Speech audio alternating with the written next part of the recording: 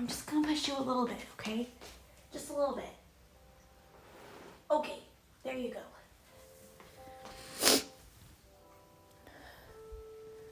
Ooh, this is a new like layout to the live. This is interesting.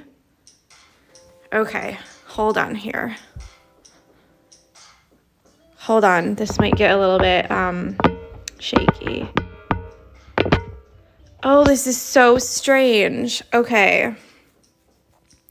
Has your guys' changed as well? Because mine has completely changed. This is so weird.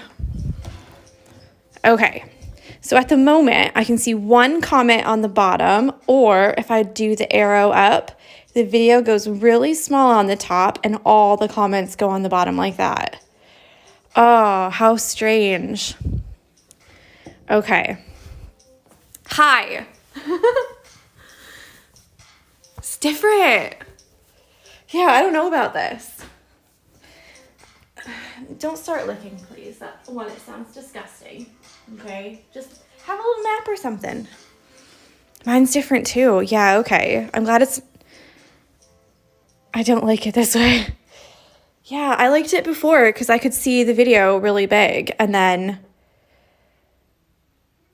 I didn't miss any comments. But now if I have the video really big, then it's only just really tiny, one by one, you know? Goodness. Okay, so today we're gonna do this big leaf here, just the one leaf. Now we can't all have conversations over your stitching. But at least I didn't miss them. Like I have to have it so small at the top now. So hopefully this still works. Because like I said, otherwise I only see one comment at a time and they move really quickly. So I'm going to keep it up like this and hopefully the lighting's okay and everything. Oh my gosh, what if I have to zoom in? I'm going to have to zoom in a minute. This is just messed me all up, guys. So I'm going to use this really light green and we're going to do all 6 strands in a satin stitch here. So before with this one, we did 3 strands. Yeah. And we did the satin stitch that all angles in. So the stitches were not parallel like this. So with this one, we're going to mix the two. So on this side, all the stitches are going to be parallel here. And then as we do the tip up here, it will be angled in like we did for this one. And then on the other side, all the stitches will be parallel on this side. So you should end up like that with a line down the middle. And then we can do an optional outline if we want to. Okay, so I'm going to see if I can't zoom in without giving you guys some kind of like, oh my God. I don't know why this is making me laugh so much. Like, everything is all different, which is fun, you know? It's a good, it mixes things up.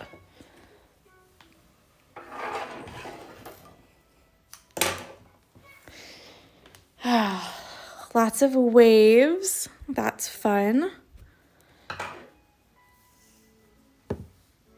So like I said, we're going to use 6 strands the whole time. And this is kind of where it kind of seems clear though. I don't know if that's just me. Oh, well, that's good. If it's clear, then I'll take it. I can get used to that. So this is where you need to decide if you want to do a wee outline here or not. If you do, then the stitches on the outside edge, they don't matter that much because we'll do an outline on top. And then if you don't want to do an outline on top and you want to just leave the whole leaf this color, that's fine too, but pay more attention to the outside edge here. Okay, so I'm just going to do some lines, and I strongly suggest you do the lines, especially for this one. Getting a little crazy over here with the music. because that will help you to keep them parallel. So what we're looking for are lines that are right next to each other, so stitches that are right next to each other, and that they don't cross, okay? So whichever angle you do now, that's the angle you're gonna do this whole side, all of this at. So if you make it straight across like this, then you're gonna do all of it straight across. If you make it on a slight angle like this, then all of this will be at a slight angle. So this is kind of where you can choose what you want, yeah? So I like mine to be on a slight angle. I think it gives it a little extra something. You don't have to do so many lines, but I find that it helps, because then if you get off track, then you can kind of get back into it. Yeah. So up here is where we're going to have a little bit of a problem, obviously, because we have much more space up at the top here. What in the world is that? And less space down here. So this is where we're going to do the same thing we did over here and hide some stitches so we can make up that space. So let's see here.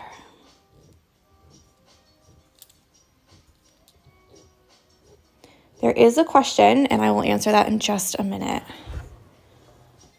Let me just sort out these lines. So I always try to do this side about the same angle. It doesn't have to be. And we'll go right around these leaves.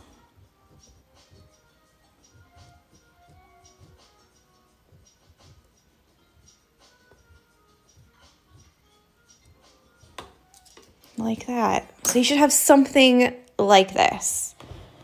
Okay, so I'm trying to do the same angle on each side.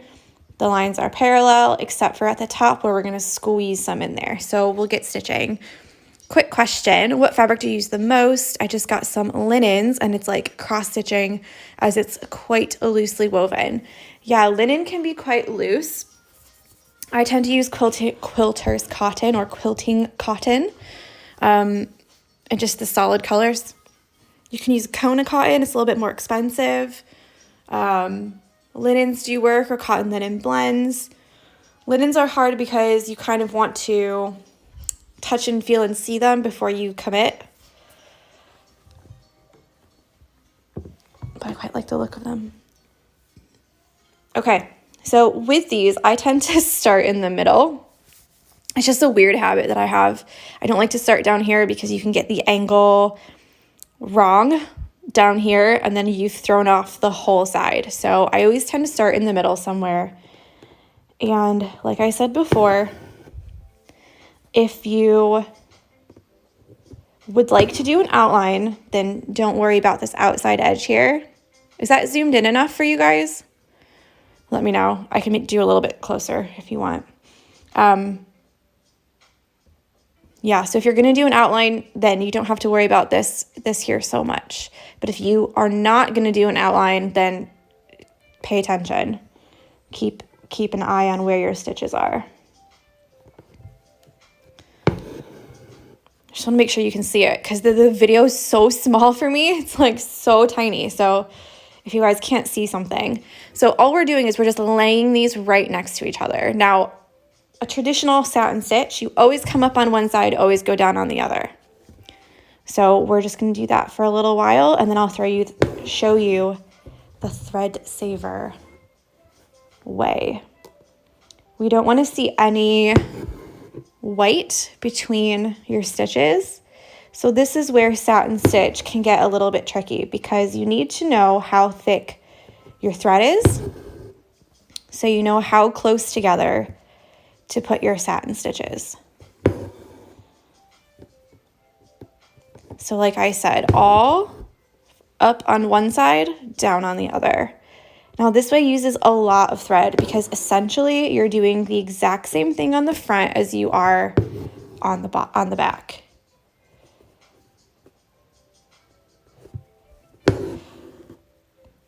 I did miss a comment up there, but I think it was from someone called Amanda.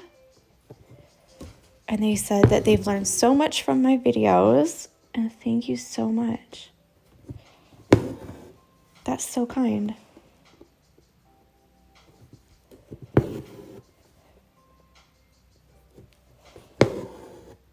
Okay, so do you get the idea? I'm not going to stop here. I'm going to do the whole thing. So don't get nervous. But it's meant to look really nice and smooth. No spaces in between each of the stitches. If you're not doing an outline, then you want to try and keep this outside edge really nice and neat. And the inside here as well. So that's pretty much it. As we go around to the other sections, this is where I tend to do the thread saver method. And the thread saver method is where you come up on one side,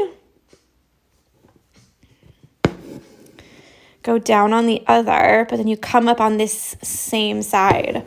And I'll do a couple of those and you can see the difference on the back as to what it looks like. So I tend to use a mix of the two only because, one, it saves thread, hence I call it the thread saver method. I don't know anyone else who calls it that, so the thread saver method, TM, that's trademarked. It's not really, but that's what I've always called it, is the thread saver. So, and you'll see why in just a minute. So the whole idea is exactly the same, except you're just going back up on the side that you went down. So it almost makes like a one and then over and then down and then over and then up and then over and like that, instead of, up on one side, down on the other. But I tend to use a mix of the two because sometimes you can get into a bit of a pickle with going up around knots and around other stitches that you might have. So sometimes it's better to just put that stitch somewhere else, especially if you're coming up through other stitches.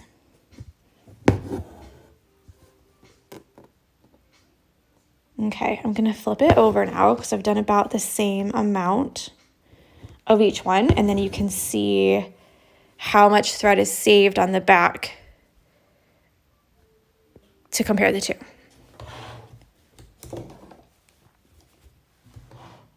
So this is the first stitches that we did, up on one side, down on the other. And then this right here is the thread saver method, where you just go next door and then back up, and then next door and then back down.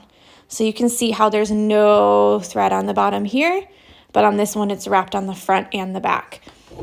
Now obviously there's pros and cons to both. So the pro of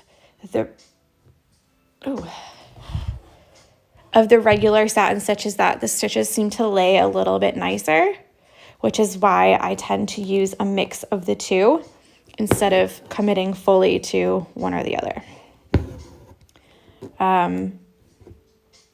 They just tend to lay nicer. I don't know what the deal is. Probably because, you have the same like rhythm, and the back kind of gives it a bit of structure as well.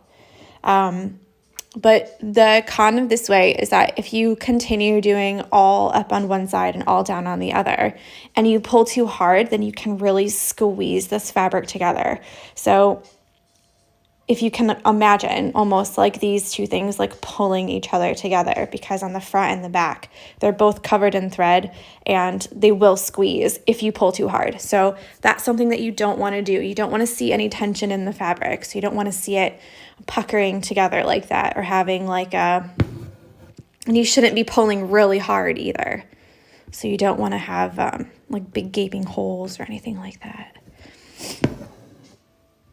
And let's just do one more little stitch here. And if you go over and into this, that's okay. Totally fine. And then let's just go back up to this part and continue. And then obviously a pro to the thread saver way is that you're saving thread, because this is a big leaf. So if you started with a color that maybe you don't have that much of, you can always change colors if you want to, just by literally choosing a different color and continuing. Like lots of leaves have more than one color on them. So don't get hung up on things like that, you know?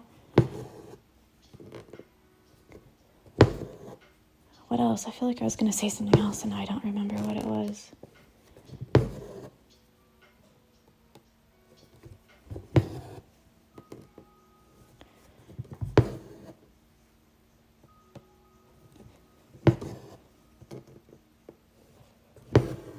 It'll come to me later, I'm sure it will.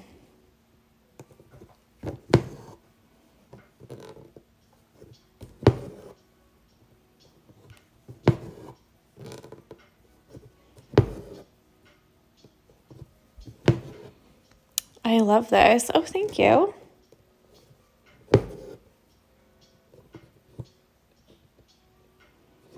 Just an easy peasy satin stitch.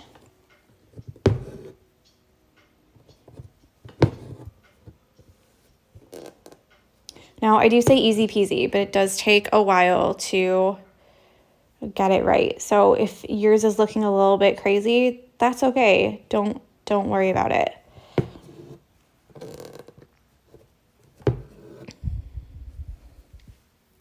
Ooh, Noel Crafter says, do you prefer satin stitch for leaves instead of the fishbone stitch?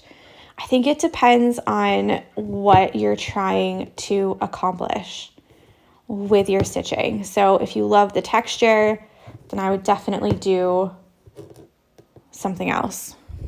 You know, I would definitely do fishbone or, yeah, the not so easy peasy satin stitch.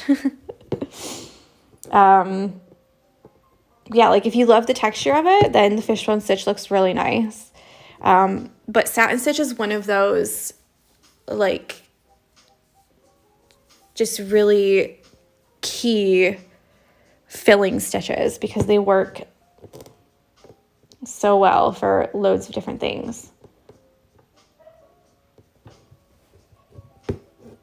And I love that you can, like, hi, lots of people are weaving. I love that you can layer stuff on top of a satin stitch, whereas a fishbone stitch, like if I wanted to add some more color details to this, like a line down the middle or an outline, something like that, you're like, what's the point of doing that? Because you've just lost all of the crisscross that we've just worked so hard to put in, you know? So I think it just depends on what you're looking for and what the outcome that you want. Finally, Instagram has updated and the writing isn't covering the video. Yeah, it's just really small. We talked about that because I haven't seen it yet until literally this video.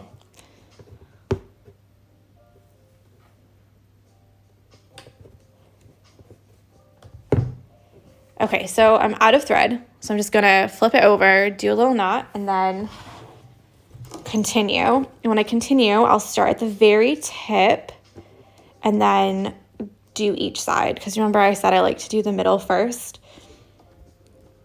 And you can see that I carried on with the regular satin stitch all the way through the middle. And that's why a lot of the thread has been used. If you press the arrow on the right, the comment section becomes bigger. Yeah, so that's what I was talking about. So my comment section is bigger, but my video is really small, so it's hard for me to see in the video that you guys can see that it's clear. But if I make the video bigger, I only get one comment at a time, and it goes so quickly that I'm going to miss a lot. So for me, the other way was better because I could make sure the stitching is just at the top part of the screen and then the comments are at the bottom. Whereas now it's so small, I can't tell what's the deal, you know? But that's like a teacher/student problem. Do you know what I mean? Like, I think that y'all like this way better because you can only see the video or you can only see the comments. So if you want to see the comments, you can see them, you know? And if not, then you can just watch the video part of it. So I think it'll be good for you guys. It just really threw me like, oh my gosh, if I want to see what people are saying, then I can't actually see what I'm stitching through the video. And I'm not gonna lie, I've 100% been stitching through my phone for most of the stitch-alongs, meaning that I look at my phone through the video and do the stitching like that instead of looking to the side of it like I'm doing now because the video is too small, and like just kind of glancing at the comments, if that makes sense. So this is probably better for my eyes to not, you know. Okay, so this is where I'm gonna start doing the same cutting in like I did before. So we're gonna hide some stitches to make the top part more full and the bottom part, because there's not so much space there, so we wanna like tuck them in.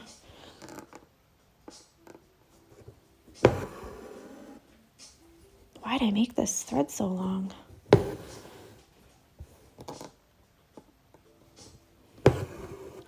And again, if you're doing an outline, don't worry about the top round part of it or anything like that. If you're not going to, then bye for now. Aw, have a good sleep. If you're not going to do an outline, you already know this is too much stitching for me, then try and keep that nice and even around the outside edge.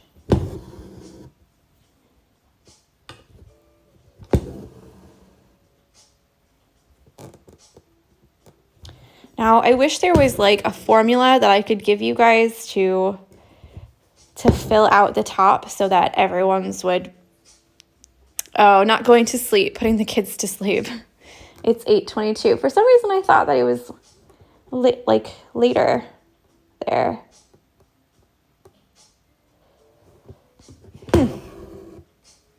That's my fault.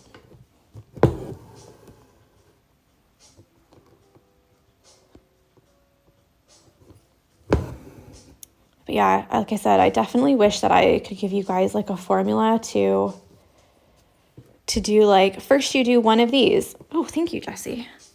She's just moved. You know, first you hide one, and then you do a long one, and then you hide one. But it's 100% up to you and your hoop and your thread. So you really have to see where the threads are going and where you need to hide one. For example, here, if you see the lines that I made, I have still more space at the top here.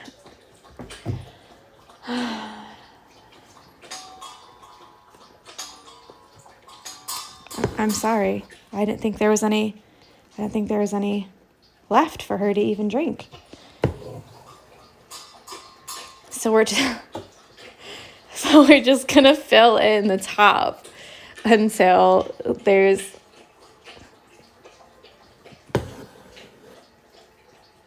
okay. All right. Can you just chill? Yeah? You ate it all. That's why there's none in there, because you ate it all.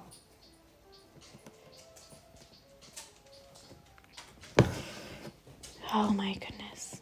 That dog. She's something else, let me tell you. She's got a little mind of her own.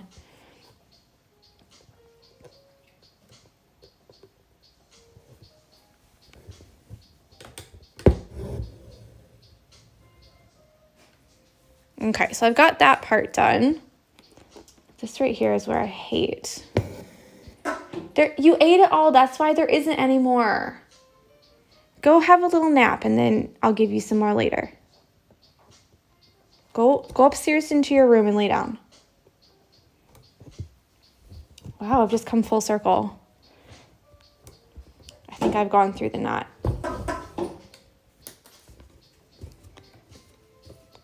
I'm sure that's what my mom used to tell us. Go to your room and lay down. Okay, so I'm just gonna jump to the top of this, and then I can get back on track with the angle that I want.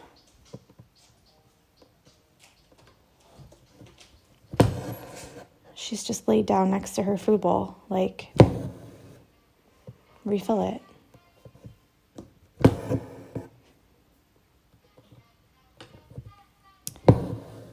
Jessie, I tell ya.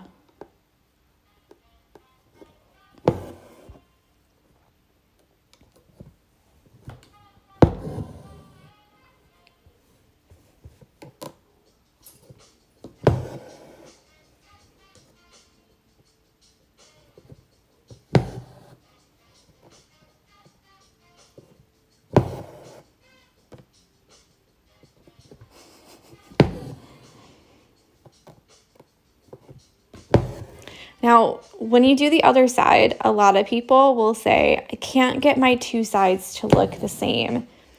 And that's because they're on other different sides. So they're always going to look different because of the way that the thread is shiny.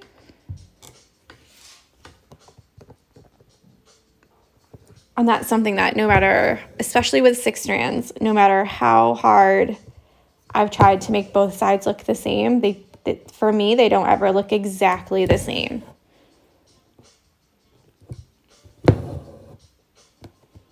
I think that's all right.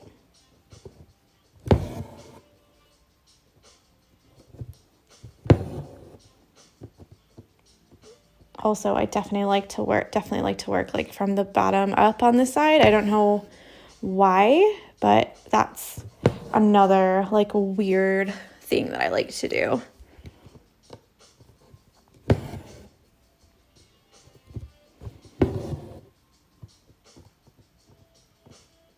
Now, if you find that your stitches are getting off the angle, you can always do another one that's this side is almost through the same hole, but then this side is not.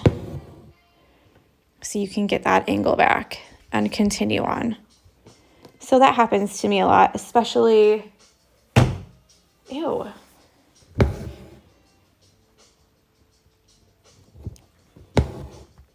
Especially when I do the other side. I don't know what's the deal with that, but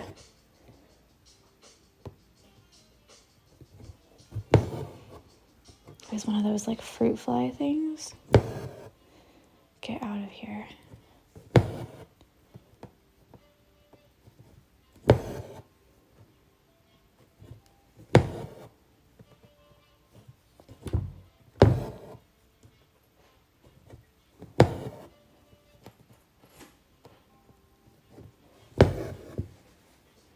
Jessie sat right next to her bowl. She's laying down right next to it with her head right next to it. She's just looking at me.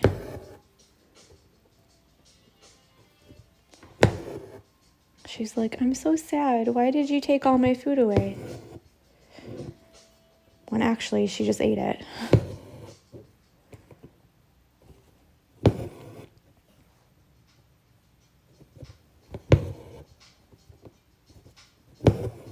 I feel like because she was a stray, she just always likes to have food in her bowl.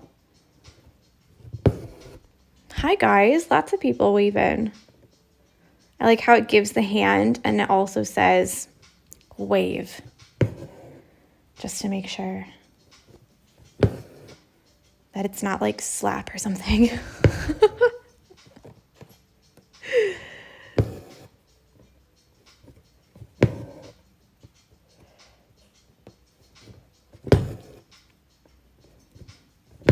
Like I always say, this part is always, I always wish that I could make this part go a little bit faster because, not that it's boring, but it's just me stitching by myself, you know? It's like there's not really much more I can say.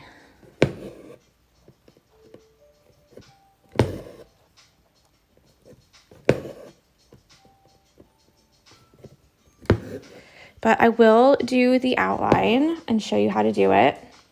Just because I feel like this one, mine needs an outline. Not because the outside edge is bad or anything, but I think I want the contrast in color so that it would just pep it up a little bit.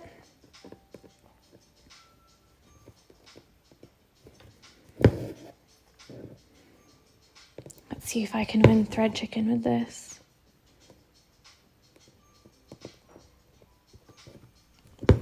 I doubt it.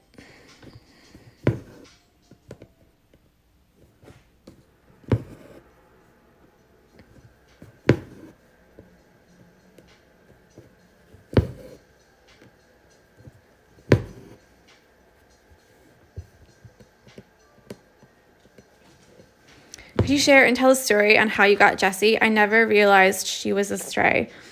When I first got to England, it was the end of September in 2015, and we were staying with David's mother.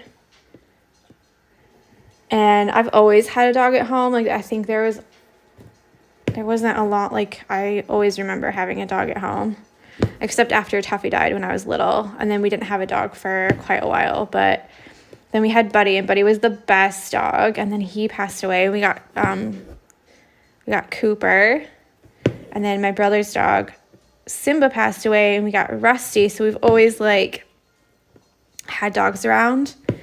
And at the moment, or at that time, I was like staying at home like by myself for most of the time. And I was like, because David went to work, Carol went to work, and I was like, oh, I really want a dog. I really want a dog. And so Carol was like, no, that's not happening. I really do not want a dog in my house. And I was like, okay, that's fine. So I thought I would just wait until like we got our own house. And it was like the end of September when I got here, and it got to be October, and David was like, Mom, Tori really wants a dog. She really wants a dog. Look how lonely she is all day, blah, blah, blah. And she was like, no. And then finally she was like, yeah, okay, fine. So I said, that can be my birthday gift, is that we can go to Birmingham Dogs Home and go look for a dog. And it was when Birmingham Dogs Home was not in Kenilworth. It was in the middle of Birmingham, like literally the middle. And so we went there, and I didn't know like what they were going to have or anything. And I was just like, I want like a smaller dog, and not really old, but it doesn't have to be a puppy. Guys, I won thread chicken. Yes. Victorious. And there you go, the back. So yeah, we go there, and it's like a lot of the Staffordshire bulldogs, the Staffy kind of dogs. But they were all really big, like really big. And I was like, I don't think I could have a really big dog, like a really big one. I thought maybe like a collie or like a spaniel or something, like something a bit smaller. And we went through all of these cages and all of these different sections, and they all had different letters and everything. And it was like, imagine like a big, like long hallway like this. And then each one had long hallways off of it. And we went down 10, 15, and we didn't see really anything that was like all of the smaller dogs were all like reserved already. And then all of the other big dogs were either like not good around kids. So I was like, okay, I really don't want to be on the lookout like all the time. Like, one, if we do have a kid, or two, I think at that time Quinn was coming, maybe. I can't remember. Yeah, Quinn was coming then as well. That's my niece. So we were like, well, we really need to have one that's like good around children. So that could be a good fit, don't you think? Yeah, that's all right. So we were looking. This is getting really long, I'm sorry. But we were looking. And I see Jessie. She was between 8 and 10 months old, but she was still quite big. She wasn't big like she is now, but she was still quite big. I'm just going to take this green thread and separate it into 3 strands. So I'm just making sure I tell you what I'm doing. Yeah, 3. And the way that they were kept in like metal cages. And all of the dogs were barking and barking in these metal cages. And they all had like the bars like this, you know? And Jessie was really quiet. She wasn't barking. And as I walked up to her, the bars were like this, and she was just rubbing her body back and forth as we were walking. So I stuck my little fingers in. That was a really weird time for Hannah to come in. We're talking about when I got Jessie. So I stuck my fingers like between the bars, and she just kept rubbing her body like back and forth on my fingers. And I was like, oh my gosh, this is the cutest thing ever. And she was so sweet. And we took her into a room, and we were like, let's see how she is. And she was mental. She was like jumping all over us and like just so excited to like see people and everything. And I was like, oh my goodness. So we took her back into the cage, and we saw a different dog as well. And I was like, no, I want to see the other dog before. And Jessie was called Chelsea when we got her. So I was like, can we see Chelsea again? So we saw her again, and she was like much more, she wasn't like as crazy as she was the first time. And we were like, okay, let's take her. Is that okay? And Carol was like, yeah, she's like a good, strong, like sturdy dog. And we took her home that day. And then literally the next day, she came into heat. So she started her period all over my mother-in-law's house the next day. And like when dogs do that, it doesn't like just gush out. Do you know what I mean? It just like drips. So I just kept seeing these like light red drips. And I was like, what in the hell is happening? Like, what is this? Because I had never seen. We always had boy dogs. We never had a girl dog before. And yeah, that's how we found her. And we found out that she had a home before. She was a stray. Then she had a home before, and the other people's dog didn't like her. So she got returned. And then she came back to the home like 2 weeks later. And she was in the Birmingham Dogs home for 2 weeks or a week. And they were just about to put her up on the website. And that's when we came and took her. So real quick, because the video is getting long, and I'm sure that like I'll just keep talking about it. We're going to do a stem stitch outline. This part is completely optional. So if I'll zoom out, you can see that's how it looks by itself. And I've just taken a green. So here's like the 2 colors next to each other. And I've got 3 strands, and we're going to do just a little, like I said, stem stitch outline. Before I forget, there's something that you can do if you feel like your satin stitches aren't so satiny, meaning that they're not as smooth as you would like, is you can take the eye of your needle, which is the hole, and you can do just like this.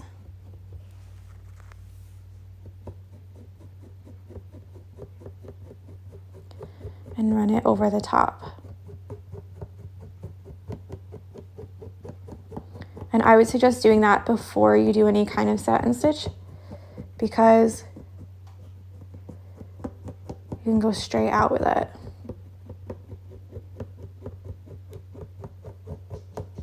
And it just makes it look a little bit more smooth. Yeah? Oh my gosh, Hannah, we've been talking about this the entire time. But yeah, the live is so strange now. So with the stem stitch, this is a completely new stitch that I haven't shown you yet. So I'm going to do it a little bit slowly. So what you're going to do is go up like this and then down a stitch length away. And I'm going to make these quite small because we're going to go around the curve. So normally with the stem stitch, whichever the way the curve is, that's where your loop is going to be. So if you have a curve like this, your loop will be here. If you have a curve like this, your loop will be here. So wherever the hump of the curve is, that's where your loop is going to be. So you're gonna pull this through, and like I said, leave your loop. Can you see that? Just got a little loop there. And you're gonna come up in the middle of these 2 stitches.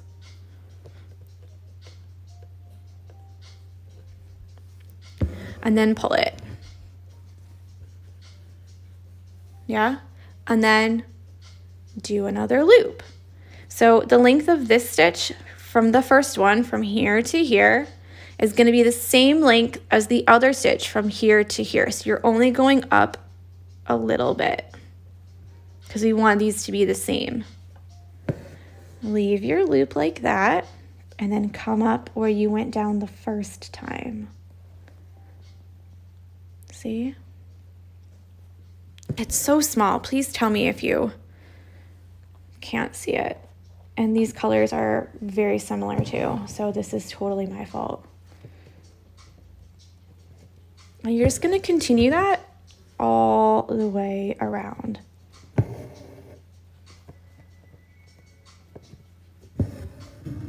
I should just change it and make a smaller.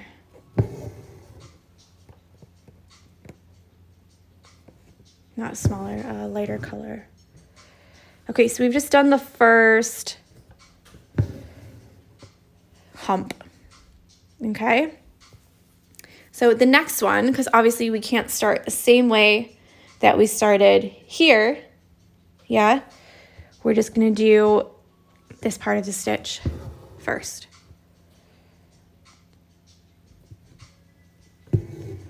And down, so now we have our loop just the same as the beginning. Come up in the middle. Now you want to keep these stitches small. And you can tell if they're not small enough because they'll start to cut across instead of look twisted.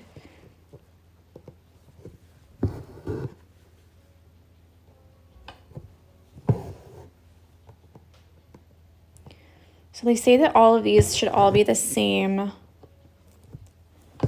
length, but on the curves I tend to go smaller than I would if it was just a straight line.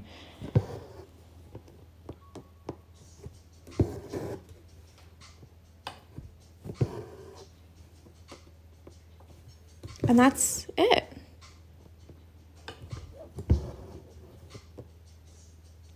So I'll just whip this up really quick because already this video is 40 minutes long. I'm so sorry.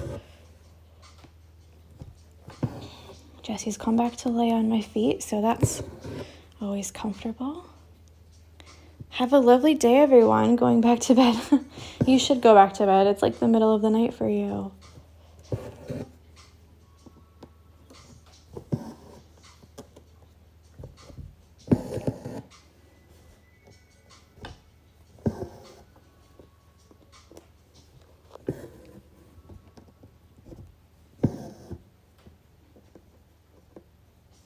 So this is what I mean. Let me move it. This is what I mean where if you don't have a really nice outline for your satin stitch, you can always fix it with a little stem stitch around the outside.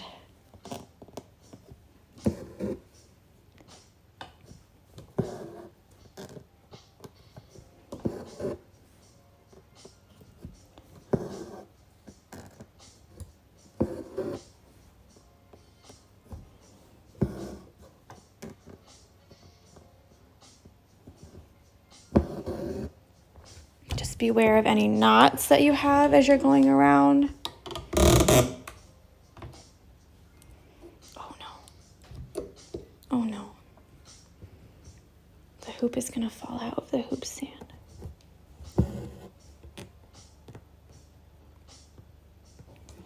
This can really, really, really clean up an edge. I know you guys can't quite see because it's off the camera, but I'm gonna do down the middle just now. So that's why I'm not going to move it.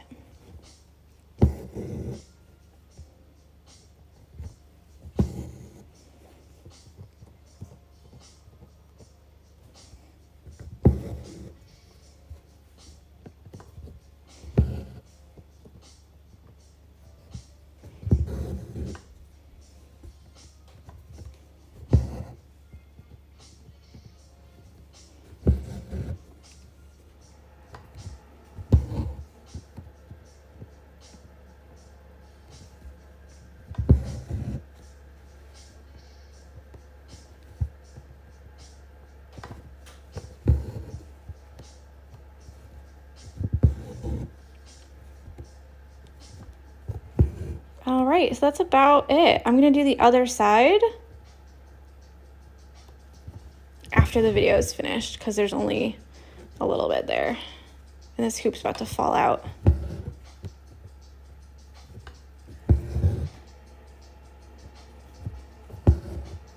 There you go.